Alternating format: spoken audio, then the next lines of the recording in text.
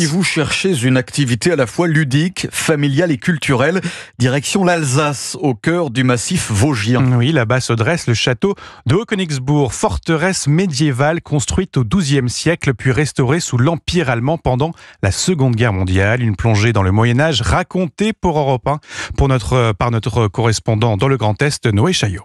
Je vais vous raconter l'histoire du Haut-Königsbourg. Nous débutons notre visite dans ce château médiéval perché sur les hauteurs du massif vosgien à 750 mètres d'altitude.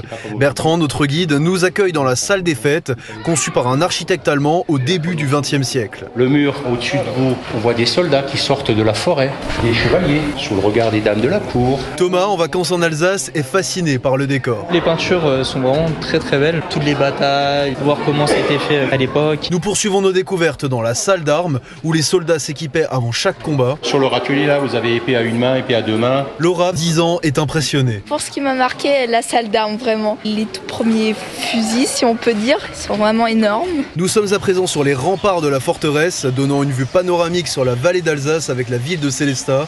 Ces touristes venus de Charente admirent le paysage et l'architecture du lieu. C'est énorme, la hauteur des murs, la vue qui est exceptionnelle. Ça nous donne une belle perspective, non seulement sur le château, mais aussi l'histoire d'Alsace. La visite s'achève dans la cour intérieure. Les plus attentifs peuvent admirer les pierres de grès rose des Vosges, posées ici depuis 1157, une plongée vivante dans près de 9 siècles d'histoire. Orschwiller, Noé Chaillot, Europe 1.